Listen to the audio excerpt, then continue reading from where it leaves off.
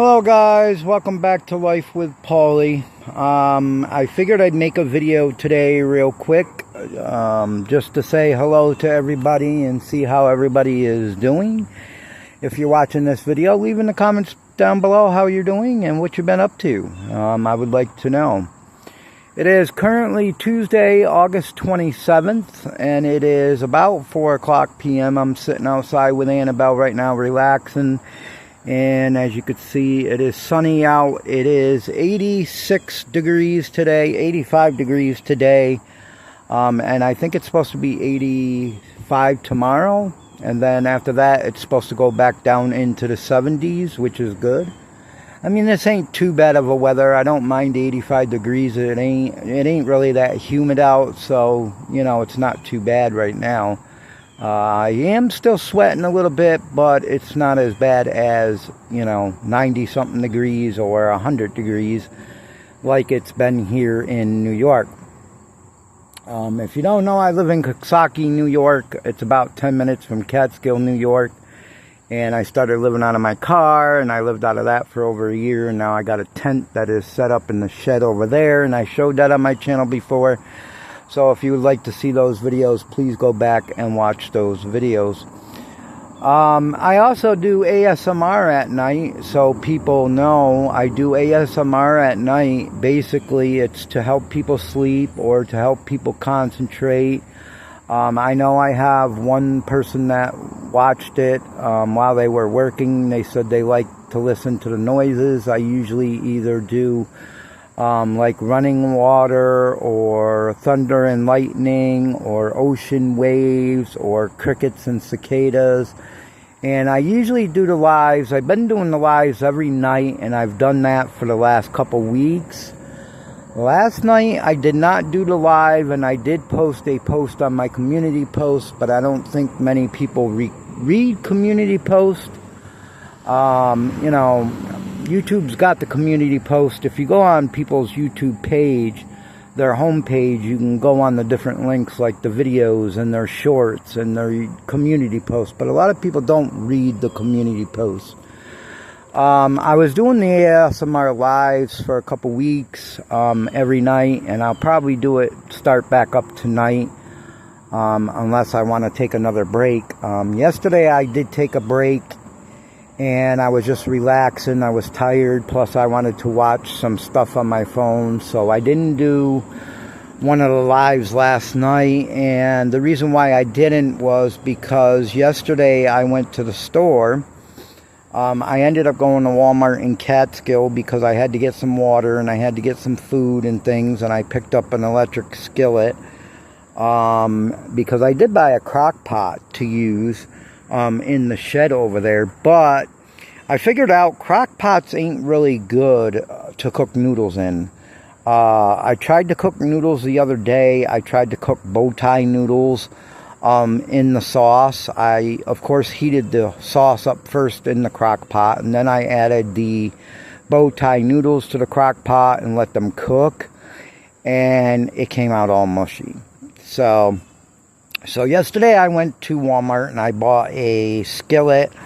I can actually fill it up with water and boil the noodles first, then pour out the water and make the noodles that way, the right way, instead of making it in the crock pot, because I do like noodles and sauce once in a while. And I can make other noodles in there too. So I did that yesterday, and then I came back and I went into the tent to lay down and relax, and I felt that my heart was starting to squeeze. My heart felt funny, and it was like squeezing a couple times. So I have a thing that goes on your finger. And it's a pulsometer, and it checks your oxygen level, and it checks your heartbeats per minute. So I had that close by to me, so I laid down in the tent, was relaxing, watching YouTube, and my heart started to squeeze. It felt like something was squeezing it. So I put that on, and my heartbeat per minute dropped to 38.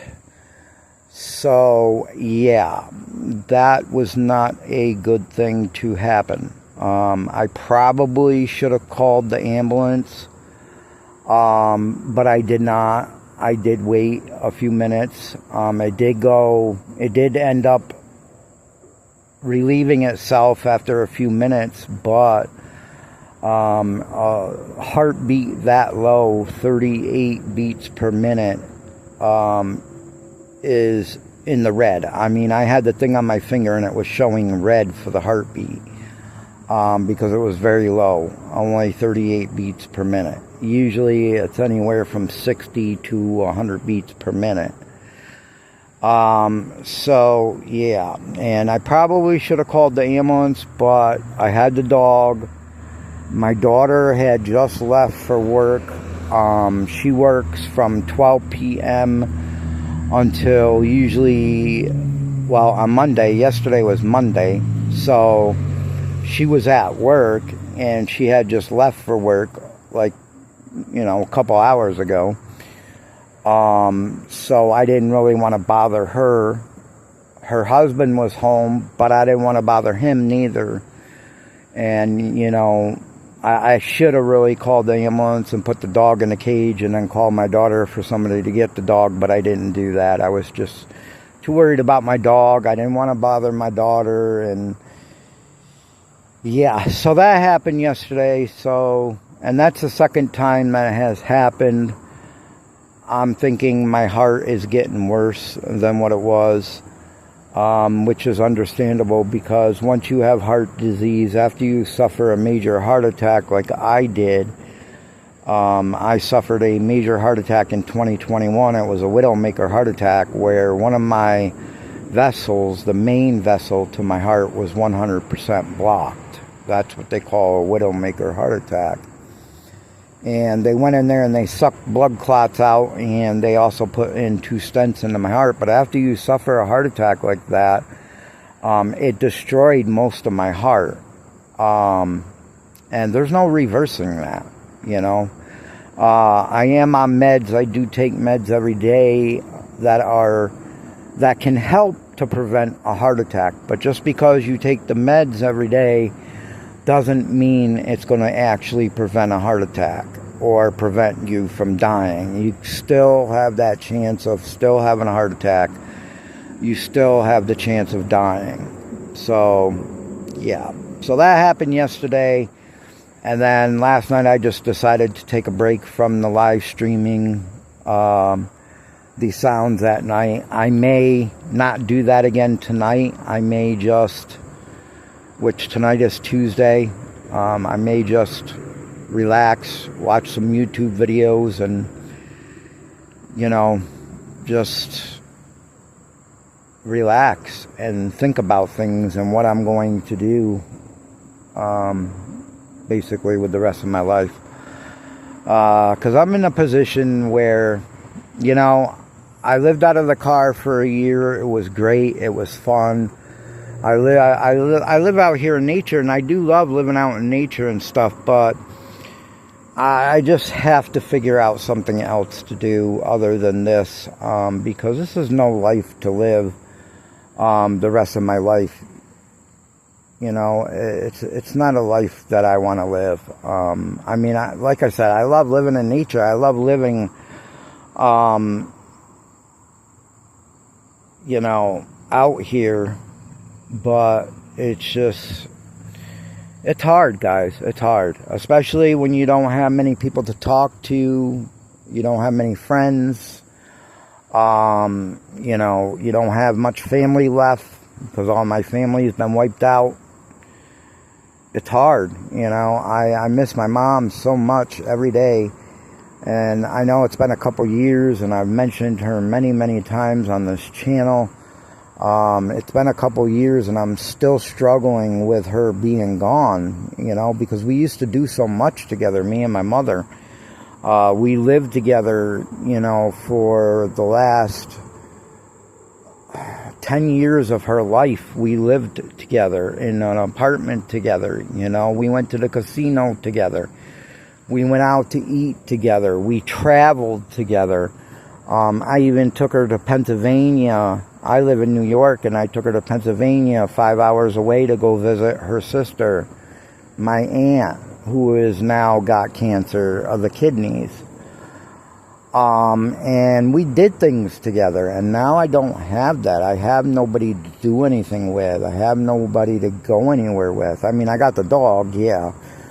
But there's only so many places I could take her. You know, I could take her to a park or something like that, but other than that, you know, I can't take her out to eat with me. I can't take her to the movies. I can't take her to the casino. So it's a hard life to not be able to do anything or go anywhere, you know, and I'm trying to save money for another vehicle right now. And that's what I'm trying to do right now. And winter is just about ready to come up. So I'm going to see what winter holds and how I make it through winter and things like that, and then decide on what I'm going to do after winter. I'm going to probably be deciding what I'm going to do probably in May or April. I know this last winter didn't last very long. I know it started to get warmer in April already. In May it was really warm. So I'm going to decide probably in April or May, because we got one more month. September's coming up. My birthday's coming up. September 6th is my birthday.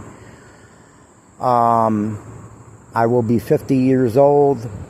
Then after that comes October. It will start getting cold here in New York.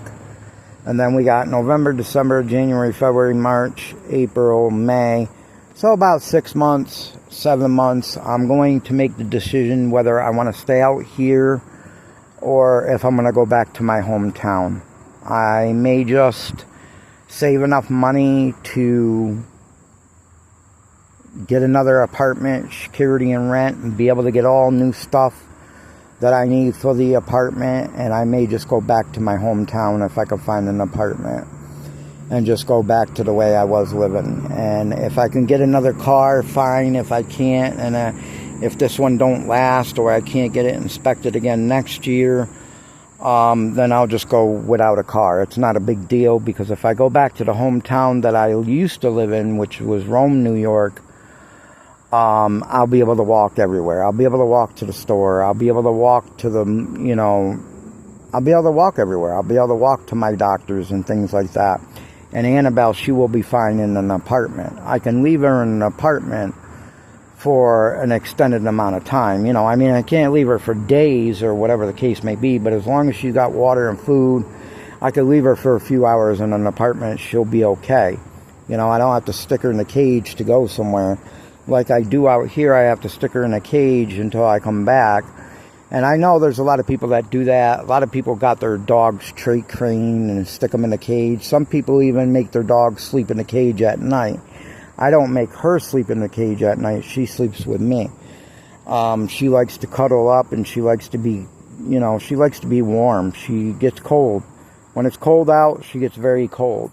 During the wintertime, she'll be under the blankets 24/7 during the wintertime, because she don't like the cold. She's a Chihuahua Dotson mixed, and if you know anything about Chihuahuas, they get cold very easy. So that's what I'm leaning towards more now. I'm going to make the decision on whether I'm going to stay out here or not, or if I'm just going to go back to my hometown. I don't know if I want to go through all that neither. It's a very hard decision to make, you know, because if I go back to my hometown, then I got to change everything once again. I have to change my car insurance over. I have to change my registration over. I have to change my address. I have to change my disability check address over. I have to change everything over again. I have to change the doctors again. Of course, I already have doctors out there. I could get doctors really fast out there. I won't have to wait 6-7 months for a doctor's appointment. I can get doctors really fast out there. That's what's good about going back out there, is I'll be able to get doctors really fast. And even if I want to go back into counseling, I can go back into counseling out there very fast. Out here, I don't even know about counselors, if there's any counselors out here or therapists that I can go talk to and see. And, you know, because that used to help out a lot too. I mean, I was in counseling and therapy for 7 years. And it did help, you know, and then I just stopped that all and then moved down here because I thought this was what I wanted. I thought this was going to be a better life. I thought it was going to be better for me all the way around, you know, and it just hasn't. I don't have nobody to talk to. I don't, you know, my daughter works all the time, and then the other time she is never here, you know. I just got invited to one of her friends' birthday. She has a friend that lives in Latham, New York. And her daughter is having a birthday party. I did get invited to a birthday party next month with my daughter. My daughter is holding the birthday party for her friend and her friend's daughter, so I did get invited to that. But other than that, I don't get invited to anything. I don't go out to eat with anybody. I don't see anybody. It's like, I mean, I see my daughter, but I see her a little bit before she goes to work. Today, you know, I seen her for 20 minutes before she went to work, and that's all I seen her. I didn't see her after that. And now she'll be working until 8, 9 o'clock tonight. I won't see her, you know. I don't see her on the weekends. She's gone from morning until night with her boyfriend. I don't see her when she gets on vacation because she goes on vacation with her husband, which is understandable. They're married. They're a couple. They want to spend time together. You know, they work Monday through Friday. They both work. They hardly see each other during the week. Of course, they're going to spend time together. I can't come between that, and I won't come between that. You know, I'm 50 years old. I'm a grown adult. My daughters are grown adults on their own.